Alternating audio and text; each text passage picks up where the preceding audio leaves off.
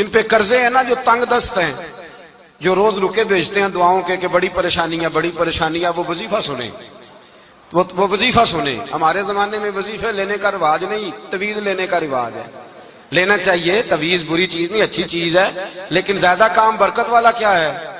اللہ اللہ کرنا۔ ایک تابعی بزرگ، تابعی ہیں، صحابی کے شاگرد ہیں، فرماتے ہیں میں مسجد اقصیٰ میں گیا، فلسطین میں مسجد اقصیٰ میں ایک شخص کو میں نے دیکھا، بڑا نورانی چہرہ اس کا، اور بڑا اس کے وجود کے اندر عجیب سی کشش، خوشبو دور تک پھیلی ہے۔ وہ بندہ نا نماز نہیں پڑھ رہا تھا، سجدہ ہی کرتا جا رہا تھا، ایک سجدہ، دوسرا سجدہ، تیسرا سجدہ، اور سجدہ کرتا تو دیر تک سجدہ کرتا، پھر سجدہ کرتا تو دیر تک۔ کہتے ہیں جب وہ فارغ ہوا تو میں نے گزارش کی، کہتے ہیں جب وہ فارغ ہوئے تو میں نے گزارش کی، میں نے کہا بزرگوں ایک بات پوچھنے کو دل کرتا ہے۔ انہوں نے کہا پوچھو۔ کہنے لگے آپ اتنے سجدے کیوں کرتے ہیں؟ کہتے ہیں میں نے پوچھا تو بزرگوں نے رونا شروع کر دیا، اتنا روئے کہ ہچکی بد گئی۔ پھر میں نے کہا حضور میں نے کوئی غلط بات پوچھ لی، آپ تو پریشان ہو گئے۔ کہنے لگے پھر رونے لگے۔ میں نے پھر کہا حضور آپ، میں نہیں پوچھتا سوال، کرتے پھر رونے لگے، 3 دفعہ روئے تو کہنے لگے سنو میں رسول اللہ کا صحابی ہوں، میں نبی پاک کا، میں نے اپنے حبیب سے سنا ہے کہ جب کوئی بندہ رب کو ایک سجدہ کرتا ہے تو اللہ اس کے گناہ معاف کرتا ہے، ایک سجدہ کرتا ہے تو اللہ کیا کرتا ہے؟ بولیے، اللہ گناہ بھی معاف کرتا ہے، رب اسے نیکی بھی عطا کرتا ہے، اور اپنی بارگاہ میں اس کا درجہ بھی بلند فرماتا ہے۔ ایک سجدہ اور 3 فائدے، گناہ بھی معاف ہوئے، نیکی بھی ملی، اور درجہ بھی بلند ہوا۔ کہتے ہیں یہ کہہ کے بزرگ پھر رونے لگے۔ جب وہ خاموش ہوئے تو میں نے کہا حضور اگر ناراض نہ ہوں تو مجھ پر تو کیفیت ہی عجیب طاری ہو گئی ہے، آپ کے اس رنگ نے میرا بھی رنگ بدل دیا ہے، پوچھ سکتا ہوں آپ کون ہیں؟ پوچھ سکتا ہوں آپ کون ہیں؟ کہتے جب میں نے سوال کیا تو انہوں نے پھر آنسو پونچھے، کہنے لگے میں رسول اللہ کا نوکر ابو ذر غفاری ہوں، میں ابو ذر غفاری ہوں، میں اپنی زندگی سجدے میں بتانا چاہتا ہوں، میں وقت اللہ کے حضور سجدہ کر۔ ہمارے ہاں میں نے اس دن بھی کہا تھا، ہمارے ہاں لوگوں نے بہانہ بنا لیا ہے حضور بخشوا دیں گے، محفل نعت 6 گھنٹے کی، نماز 5 منٹ کی، حضور بخشوا دیں گے۔ سنو نا جنہیں حضور بخشوا رہے ہیں، حضور انہیں بتا کیا رہے ہیں؟ حضور انہیں بتا کیا رہے ہیں؟ اللہ اکبر، کیا انداز ہے۔ حضرت ربیعہ بن کعب کہتے ہیں میں حضور کو وضو کرایا کرتا تھا، بخاری مسلم میں۔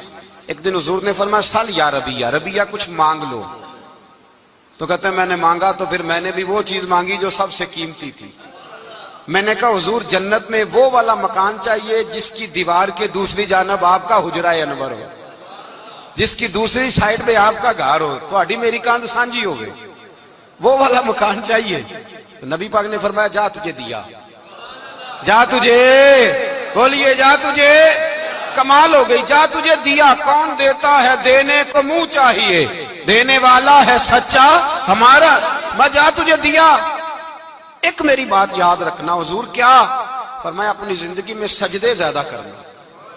کیا زیادہ کرنا؟ چلو سارے بولے ایک دفعہ، کیا کرا؟ کیا زیادہ کرنے ہیں؟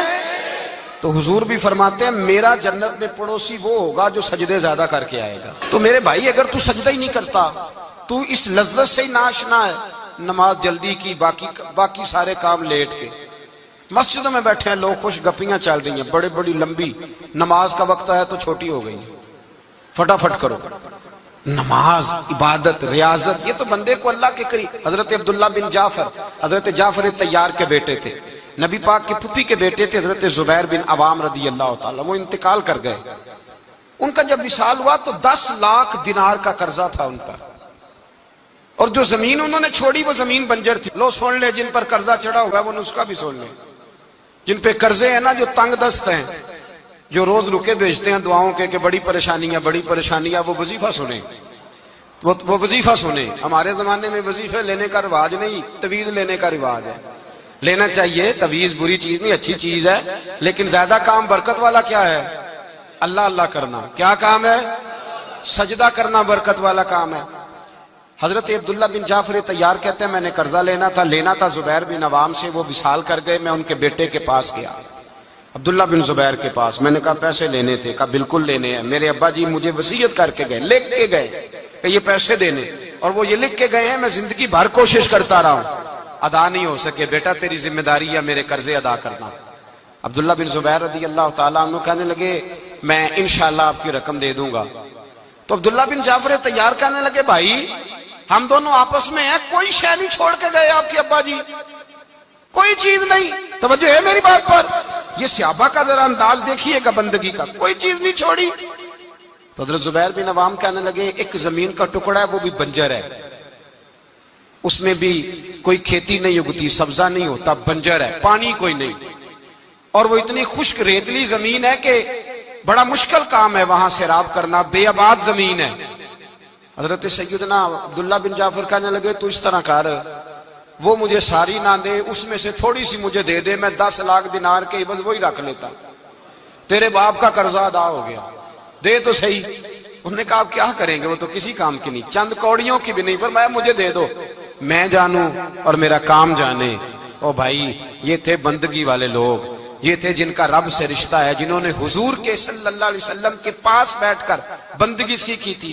کہتے زمین کا ٹکڑا لے لیا, بنجر بے آباد ریتلی زمین, جب میرے حصے میں آئی پہلے دن اپنے غلام سے کہنے لگے جو جگہ تجھے زیادہ سخت لگتی ہے نا وہاں میرا مصلی بچھا دے, جو تجھے زیادہ بنجر بے آباد لگتی ہے وہاں مصلی بچھا, مصلی بچھا.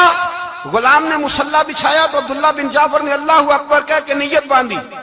یہ حضرت جعفر طیار کے بیٹے ہیں, حضرت علی کے بھتیجے, انہوں نے نیت باندھی نماز کی, سر سجدے میں رکھا, رونے لگے, کہنے لگے اللہ میں بھی تیرا بندہ اور جس سے لینے تھے وہ بھی تیرا بندہ, خدا بندہ ہمارے درمیان مہربانی فرما, کرم نوازی کر, رحمت کا فیصلہ فرما. اتنا روئے کہ مصلی بھیگ گیا. کہتے اتنا تڑپ رہے تھے کہ صحابہ اکٹھے ہو گئے ان کے گرد, مصلی بھیگ گیا. جب بھیگا ہوا مصلی نماز مکمل کر کے اٹھایا نا, کہتے مصلی اٹھایا تو نیچے سے اللہ نے پانی کا چشمہ جاری فرما دیا, اللہ نے پانی کا چشمہ جاری کر دیا. فرمایا بناؤ حوض, کرو کھیتیاں سیراب. فرماتے ہیں جہاں ایک درخت نہیں اگتا تھا اللہ نے پورا باغ اگا دیا, جہاں ایک پھل نہیں ہوتا تھا وہاں عالی شان پھل لگ گئے, قرضے بھی ادا ہوئے. حضرت زبیر بن عوام کے بچوں کے پاس مال دولت بھی بچ گیا. لوگ جب کہتے ہیں یہ ساری کس چیز کی برکت ہے, اور فرماتے یہ ساری سجدوں کی برکت ہے, یہ رب کی بندگی کی برکت ہے. جی اس کی بارگاہ میں نماز پڑھنے کی مسلمان توجہ نہیں کرتا, توجہ نہیں. جاگ رہے ہیں آپ حضرات؟ یہاں کوئی حکومت اعلان کرے نا کہ ہر نماز کے بعد 500 روپیہ, کتنا جی؟ میرے خیال کسی بھی نہیں ہونا مسجد جی, آن گے کہ نہیں؟ نہیں تھوڑے جے بول دے ہو, جیڑے نہیں بول دے ہونا تو بالکل ہی نہیں نہ ہونا, ہونا پکا پتہ لگ. اور خدا کے بندو بات سمجھو, رب فرماتا ہے تو مسجد آدھا میں تجھے برکت عطا کروں گا. کئی جگہ مسائل نہیں بنا دیے گئے, وہ چھوڑو دیے تو نفل ہے, چھوڑو دیے تو غیر مؤکدہ ہے. اعلیٰ حضرت فاضل بریلوی فرماتے ہیں جو نفل چھوڑتا ہے نا ایک وقت آتا ہے سنت کے ترک کرنا شروع کر دیتا ہے, اور تارک سنت ایک وقت آتا ہے کہ واجبات کو چھوڑتا ہے. چونکہ وہ سیلاب اچانک نہیں آیا کرتے, پہلے چھوٹا سا سوراخ ہوتا ہے, دریا کے کنارے چھوٹا سوراخ ہوتا ہے, بند نہ کیا جائے تو بڑا ہو جاتا ہے, پھر اور بڑا ہو جاتا ہے, پھر وہ سیلاب بن جاتا ہے. کیا ہوتا ہے کہ جب ہم دیر کرتے ہیں, آپ دیکھ لیں دنیا داری میں لوگ کتنے آگے نکل گئے, کتنے دنیا داری کی جو چیزیں آئیں وہ غالب ہو گئیں. میں آپ سے پوچھا ہوں جتنے لوگوں کے پاس موبائل ہیں اتنے لوگ نمازی بھی ہیں. موبائل بعد میں آ کے غالب ہو گیا سب پہ, اور نماز آپ یہ ایوریج نکالے نا, جتنے لوگ فیس بک پہ ہیں اتنے لوگ دینی تعلیم کے میدان میں بھی ہیں, پڑھنے پڑھانے کا مزاج بھی رکھتے ہیں. جتنی نصیحتیں کرنے میں آج لوگ نکلے ہوئے ہیں, کیا اتنی خیر بھی دنیا میں بٹ رہی؟ جتنی جدید ٹیکنالوجی آ گئی سب ہم نے حاصل کر لی, بری بات نہیں, ٹھیک ہے, اچھی بات. لیکن سوال یہ ہے کہ وہ باتیں جو سالوں سے ہو رہی ہیں اور جو ہمارے دین کے فرائض میں شامل ہیں ان پر عمل کب ہوگا؟ اور یہ بہت سارے لوگ ہیں نا دعوت دیتے ہیں کہ آپ تشریف لائیں, وہ اس جگہ پہ آ کے کچھ بات کریں تو میں دوستوں سے کہتا ہوں تقریریں تو اب بڑی سن لی لوگوں نے، تو زمانہ ہو گیا تقریریں کرتے سنتے. سوال تو یہ ہے کہ جو سنا ہے اس پر عمل کس دن کرنا ہے؟ وہ پہلا قدم جو عمل کا ہے وہ کس دن اٹھانا ہے؟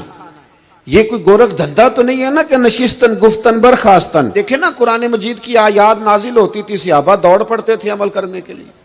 لن تنالوا البر حتى تنفقوا مما تحبون، تم بھلائی کو نہیں پہنچو گے جب تک اپنی پیاری چیز خرچ نہ کرو. تو یہ آیت ہم نے بھی سنی ہوئی ہے. میں آپ سے ہاتھ نہیں اٹھواتا، آپ خود اپنے آپ سے پوچھیں، میں اپنے آپ سے پوچھتا ہوں کب پیاری چیز لا کے خرچ کیا ہم نے اللہ کے راستے میں؟ لیکن جب نازل ہوئی تھی تو عبداللہ ابن عمر کو گھوڑا پیارا تھا، انہوں نے فوراً لا کے پیش کر دیا تھا. حضرت ابو طلحہ انصاری کو باغ پیارا تھا، انہوں نے فوراً لا کے حضور کی بارگاہ میں پیش کر دیا تھا. ہم کب یہ کام کریں گے؟ ہم سن رہے ہیں، ہمیں آتی ہے، ہم آگے بڑھا رہے ہیں، لیکن جلدی سے صحابہ کا یہ مزاج تھا کہ جیسے ہی ان تک خیر پہنچی انہوں نے عمل کر کے دکھایا. جیسے نصیحت ملی اس نصیحت پر وہ عامل ہو گئے. امام جعفر صادق رضی اللہ تعالیٰ عنہ سے ایک شخص نے پوچھا حضور میں دین کی خدمت کرنا چاہتا ہوں، تبلیغ کرنا چاہتا ہوں، کوئی طریقہ بتائیں. بہت سارے لوگ ہیں آج کل جو یہ چاہتے ہیں کہ جناب مجھے نہ کوئی آپ نسخہ بتائیں، کوئی سلیقہ بتائیں، میں دین کا کام کرنا چاہتا ہوں، دعوت خیر دینا چاہتا ہوں، کوئی طریقہ بتائیں. تو سیدنا امام جعفر صادق رضی اللہ تعالیٰ عنہ فرمانے لگے آسان طریقہ ہے، اور بغیر کسی فلسفے کے، بغیر کسی الجھی ہوئی گتھی کے سلجھی ہوئی بات ہے، بالکل طے. تو دین کی تبلیغ کرنا چاہتا ہے؟ اس نے کہا. تو فرمانے لگے بڑا آسان نسخہ ہے، اگر تو دین پھیلانا چاہتا ہے، تبلیغ کرنا چاہتا ہے، تو دین پر عمل کرنا شروع کر دے. عمل کے بڑے اثرات ہوتے ہیں. عمل، حضرت باجید بستامی فرمایا کرتے تھے جس نے ہماری خاموشی سے کچھ نہیں سیکھا وہ ہماری تقریر سے کیا سیکھے گا. یہ جو عمل ہوتا ہے یہ اتنی بڑی خاموش تبلیغ ہے، اتنی بڑی. امام جعفر صادق فرمانے لگے تو عمل کر، وہ تیرا عمل کرنا. آپ پڑھیں گھر میں نماز، آپ کے بچوں کو شوق ہو جائے گا. آپ کھولیں گھر میں قرآن مجید، آپ کے بچوں کا دل لگ جائے گا. آپ بیٹھے تسبیح لے کے کہ آج میں نے آدھا گھنٹہ محبوب کی بارگاہ میں درود و سلام عرض کرنا ہے، بچوں کی طبیعت لگ جائے گی. عمل جو ہوتا ہے اس کا فیض بٹتا ہے. نیکی میں آگے بڑھنے کی جد و جہد، کوشش کرنا کہ میں ذرا خیر کے کام میں آگے نکلوں. کیا کہا حضرت عمر نے؟ کبھی ہم سنتے ہیں باتیں، کبھی اس کی گہرائی میں اترو نا. سیدنا فاروق اعظم فرماتے ہیں میری ساری عمر دوڑ لگی رہی کہ میں ابو بکر صدیق سے نیکیوں میں آگے نکل جاؤں. ساری زندگی میری دوڑ رہی، جد و جہد رہی کہ میں ابو بکر صدیق سے آگے. 2.5% زکوٰۃ ہے. عمر کہتے ہیں میں 50% لے کے آیا تھا، لیکن میں 50% پہ پہنچا تھا تو ابو بکر 100% پہ پہنچ گئے تھے، وہ سارا ہی لے آئے تھے. میری دوڑ رہی، یہاں بھی دوڑ ہے. میری عزت کرو، میرے آنے پہ کھڑے ہو جاؤ، معاذ اللہ میرا اکرام کرو، میں فلاں صاحب ہوتا ہوں، قبیلے میں، برادری میں، سوسائٹی میں، سماج میں یہ نام رکھتا ہوں، میں فلاں سیاسی، سماجی، فلاحی، رفائی تعارف رکھتا ہوں، میرا فلاں معاملہ ہے.